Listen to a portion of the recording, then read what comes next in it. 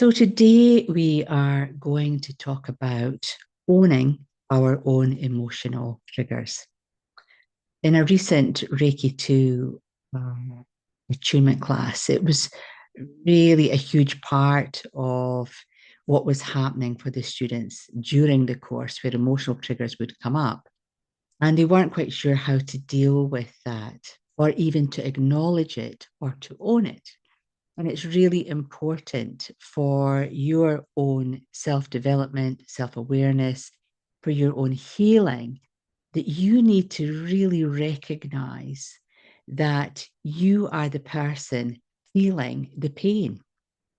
It took me a long time through my teachings in the local Buddhist temple to really understand what the concept of pain is. So in Buddhism, they talk a lot about pain. What is your pain? We're suffering pain. We're all suffering. And I thought at the time, I thought, well, I don't feel I'm suffering. I think I would be really miserable. But it took me a while to actually comprehend that pain is emotion. It's not physical pain, as in a hurt knee, but it is definitely physical and mental and emotional pain when it comes to how we feel about things.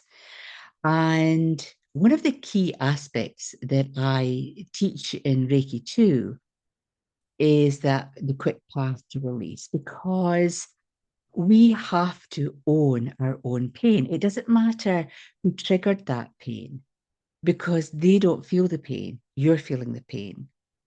And so the pain can be anger, resentment, betrayal, jealousy, lust, greed, avarice, envy, um, feeling desolate, feeling abandoned, feeling like nothing, feeling guilty. There's just a whole gamut, a whole range of emotional repertoire that we have. And we tend to throw that towards the person who instigated that reaction in us. So, one of the key aspects of healing at Reiki 2, but one of the key aspects of healing for us is to stop throwing the pain back at whoever instigated the pain. And it could be a throwaway remark, it could be something really simple. It could be something like, you're really stupid. What a stupid thing to say. And suddenly you have this rush of emotion and you feel betrayed by that person. You feel anger, you feel hurt that they could say that. How could they say that? I'm so stupid. Now, they've said the words, but you're the one that's feeling it. So you have to own it. And the more that we can get into the practice of recognizing that the pain or the trigger for that pain resides within us physically, then the quicker we can heal ourselves. And that's the key thing to remember. We're here to become the best version of who we are. We're here to become um, a place of personal contentment, a place of mindfulness. Excuse me while I sneeze. Excuse me, I do apologize. A place of clear thinking, clear breathing, clear breathing. So we have to own who we are.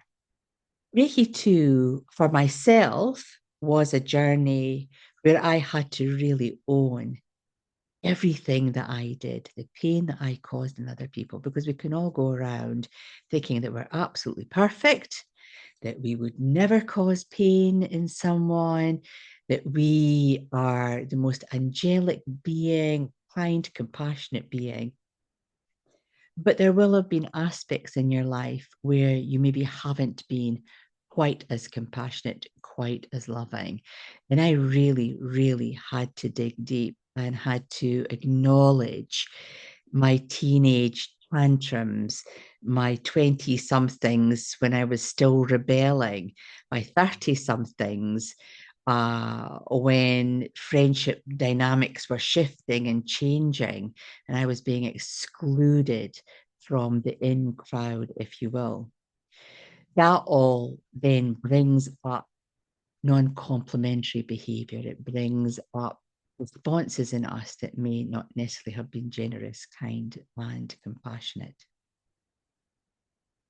I talk about Reiki 2 simply because for anyone who is going to go through a Reiki 2 attunement or has just come through a Reiki 2 attunement, or maybe as a reminder for some of our Reiki practitioners globally, Reiki 2 attunement is the balancing of the mind and the emotions. It's coming into a sense of completeness before we go on to mastery. And so at Reiki 2 attunement level, we are having to go through the bottom of the barrel. What have we buried in our emotions? What have we put to one side that was in the too hard basket? Can't deal with that right now. I'm going to have to put that to one side. So the path to release, it's a fantastic method of self-healing. So first of all, you need to acknowledge that when you're in conversation with someone and they say something and it instigates a reaction, it could be a work colleague who tells you that you're useless. It could be your loving partner who criticizes the way you look or the food that you create or something like that. It would be a sibling rivalry where you're not wanted or loved by that sibling, or you're in a highly competitive sibling rivalry process. Just could simply be a friendship that you're out for a coffee talking about your favorite program and they tell you that that's an absolute rubbish program. Why are you spending your time? It's a waste of time. What is it that or those comments ignite in you? Because you are the one having the reaction. They're not having the reaction. Or we blame people. You said this to me. You really hurt me. You called me this. How dare you call me this? How dare you say that to me? So we take what they've said to us and the emotion that has triggered within us and we throw it back at them. How dare you? You can't say that to me. You can't say that to me. And they'll be going, what did I say? I didn't say anything, because they're not having the emotional reaction. You're having the emotional reaction. So you have to deal with you. And again, I'm going to come back to Reiki 1, where we have to thank our teachers, because that's a person who is teaching you about you. So when someone says something to you, you trigger an emotion to that. We have to actually not go, how dare you say that? We have to go, wow, thanks for saying that to me. That's really triggered something in me. I really need to go and I need to heal myself. I need to get to the bottom of that, because you are the one feeling it and you will be feeling these emotions months later, decades later, you'll be feeling them. That's why we can't get over that terrible divorce. That's why we can't go over the terrible boss. That's why we can't go over and heal from the sibling rivalry, because we're still apportioning blame on them. They've moved on. The boss, the partner, the sibling, they've all moved on. You're the one that has left stewing over this emotion and apportioning blame on them. But we actually have to pull ourselves up the here and now. And we actually have to go, this really sucks, but I'm feeling the emotion. I know for myself, I always see situations that end on a difficult note as a learning opportunity. And I will actually email that person or text them or say to them, I'm really sorry it hasn't worked out, but thank you for the lesson. I hope we can both heal from this. And I acknowledge that this collaboration or this friendship is over. They can deal with that however they want to deal with it. Some of them are very magnanimous and they say yes. Some people, I then get another tirade back. But that's their response. So that's their pain, that's their anxiety, that's their anguish, that's their trigger. What isn't my trigger? I then go quietly into myself and I go, okay, so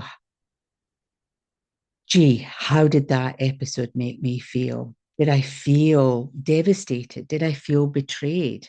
And recently, the most recent thing, which happened, in 2017. So, nearly 10 years ago, it took me 5 years to get over that. So it's a long journey.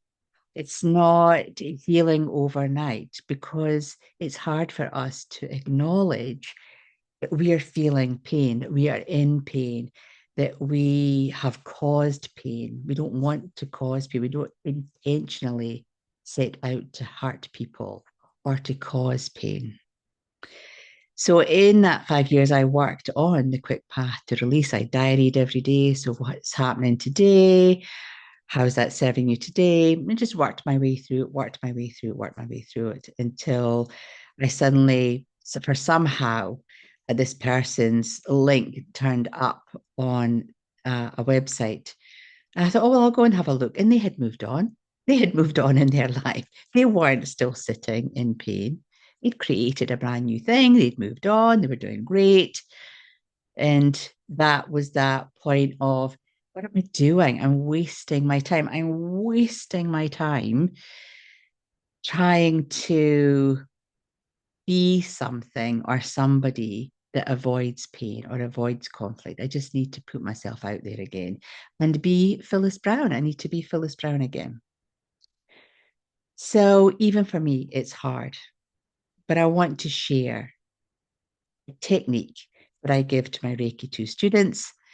It helps them. I hope it helps you. It's something I have shared on my Facebook quite a few times, but I'm going to talk through it. So when we think about a situation, so this is something you could do on a practical level, think about a situation that still instigates an emotional response. That's the pain. So we need to recognize and acknowledge, excuse me, what that emotional response is. Gosh, I'm cleaning out all my senses today. So it could be a sense of anger, resentment, hurt, guilt, whatever that pain is. I want you to write that down, write that pain down. So we've acknowledged it. And then we need to immerse ourselves into that pain. Why am I feeling this resentment? Why do I resent that person? And really investigate, is it that what they said was actually true at that time? That you maybe weren't committed to a relationship, that you maybe weren't the best employee, that you maybe weren't putting everything into a friendship, you maybe weren't doing what was expected. So we immerse ourselves. What is that guilt? Have I really caused a lot of pain to that person? I knew what I was doing at the time and I knew it wasn't good. That's where guilt comes from. You're inflicting or saying something which we know will cause pain. And we don't feel good about ourselves. And why did I do that? Did I really actually have to do that? And then the next layer below that will probably, under guilt, will be hurt. Felt really hurt and I wanted to hurt them back. I wanted to get back them. So I did something equally as hurtful. But now I feel really guilty. I shouldn't have done that. So we're digging beneath the pain. I hope you're all with me. I'd love to hear your feedback on this video. So we're digging beneath. I did that because. And then we own it. And then we go, oh, gosh, when I think back at who I was then, I was really stupid or I was naive. I still call myself naive. I'm 62 this year. And I still call myself naive. Still say, oh my gosh, Michael, I'm so naive. So we have to own it. We go, yeah, that's where I was back then. That's where I was. And then we can let it go because that isn't who you are now. And it isn't who they are now. They've moved on. Whatever this pain has been instigated, from or who or by, or that situation is gone. It's the time has, like grains of sand, been blown away. And so we let it go. We let it go and we go, okay. So when I see that person, or when I'm in that situation again, or when I find myself being triggered, I'm not going to take it out on that person. I'm not going to hold on to that pain like a badge of honor so that I can beat them with it, uh, beat other people with it by constantly going on and on and on. They said this, they said, oh, you never guessed, they said this, they said this, they said this. Nobody cares. Nobody cares. In fact, people will become uncaring because they don't have time. They don't have time. So let it go and recognize that you have grown. You become more self aware. You become more self reliant. You've grown a level of resilience in yourself. Well, how fantastic is that? That's an amazing place to be. I know that that event 10 years ago, if it was to come up again, a similar event, would I sit for 5 years? Stew over that, working through diligently through my diarying and meditation and cord cutting and all of that? No, because what is said and it can't be taken back. It's how we respond to what is being said is the key thing. It's how we respond within ourselves. We can't throw it back at people because they forget. As soon as it's out, they forgot. Quite often people say, oh, what are you upset about? What did I even say? That's what people will say. I don't know why you're so upset. What was it I said? And you go, nothing, nothing. You then become the martyr. Nothing, not going to talk about it anymore. All the while, you are triggered, you are emotional, and you are building up emotional debris that then becomes emotional disease. And it's not worth it. It really isn't worth it. So I'm hoping that this walkthrough of the quick path to release, acknowledging your own personal pain, has given you some new tools to move your life on to a better place, feeling really secure and feeling more competent and confident in dealing with situations that create some discomfort in you, not them, but in you. So until the next time, I hope you found that really helpful. You're listening to me, Phyllis Brown, and join me the next time for some more helpful tips in maintaining a sense of personal power and well-being. Bye for now.